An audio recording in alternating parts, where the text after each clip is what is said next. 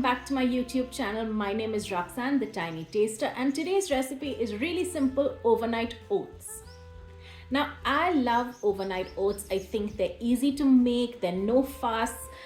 It doesn't take any time in the morning because I've made them the night before. They're also really healthy. I feel like oats keeps me nice and full, and then I can embellish it and add more fruit to it and toppings. I can make it savory or sweet. So I've just shown you a few ways of how I like to make this. It's easy, no fuss really, and I really hope you enjoy it. So without any further ado, let's get cooking.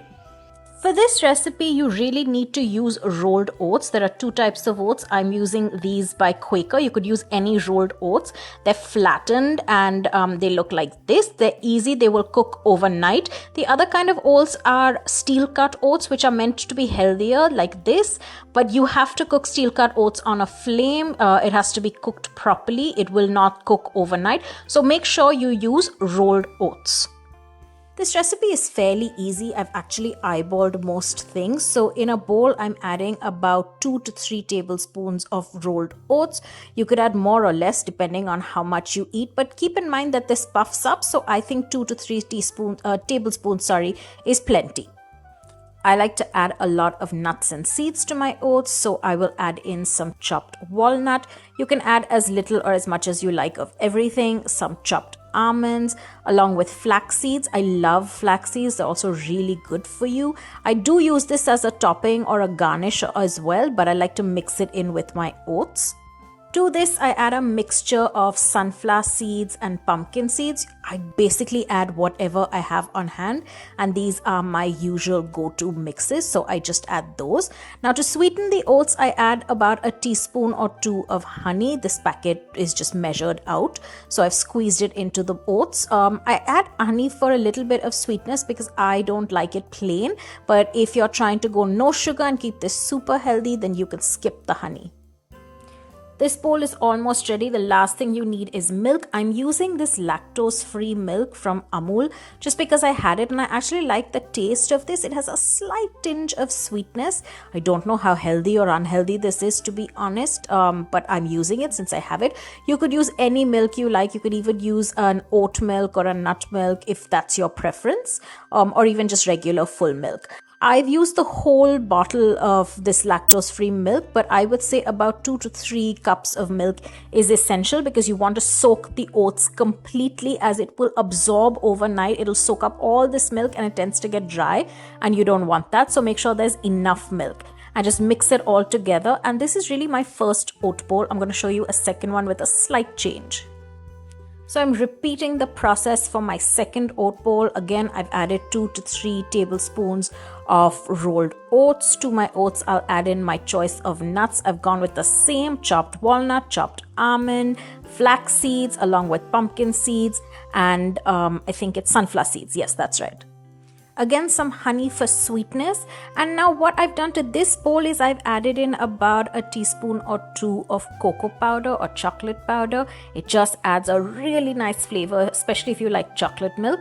And to this, again, I will add in my milk. I've added in this lactose-free milk again, just because I had it. And it's my choice, but please, any milk is fine.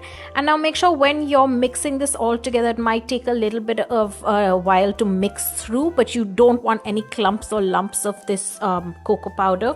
My cocoa powder, I think, was a little bit dry, so it got clumpy and it took a little bit longer to mix it through, but it's perfectly all right. It just adds a nice chocolatey cocoa flavor. Now I've added both bowls into the fridge overnight. This is what they look like in the morning post 8 to 10 hours. As you can see, this is the first bowl. It has soaked up most of the liquid. This is the second one. It's gotten so stodgy, almost like a clumpy pudding. And you could keep it like this. It's perfectly fine, but like I mentioned earlier, since it soaks up so much milk, you need to add enough milk so it doesn't dry out and it's not uncooked. I like to add a little bit more milk at this stage, just to loosen it up because I don't want it too thick or clumpy. At this point, I've used regular milk. It's perfectly all right, and I just mix it up together so that it mixes well and it's not clumpy.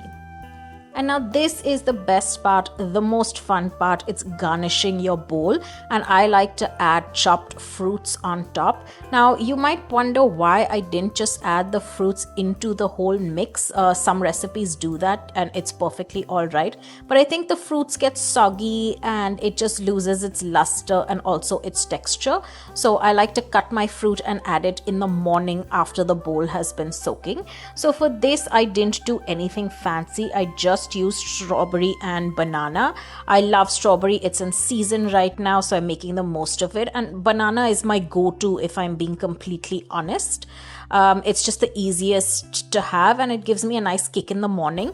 Also, fruit adds sweetness for sure, so if this is too sweet for you, you can eliminate the honey. The choice is entirely yours. It doesn't matter one way or another. Now just to give it a twist and be a little different to the bowl that's plain and has no cocoa, I'm adding in a dollop of this cherry jam that I got from my trip to Turkey. It was a luscious jam, I couldn't resist. And again, the jam is super sweet. It's got nice little chunks of cherry in it. So again, you can skip the honey, you can add the honey, you can do whatever you want. This is really such a non-recipe. I just put in about a tablespoon or so, that's enough for me, and a little bit more fruit, and that's really my bowl. Like I mentioned earlier, I top it off with a sprinkle of some flax seeds as well. It's like another garnish.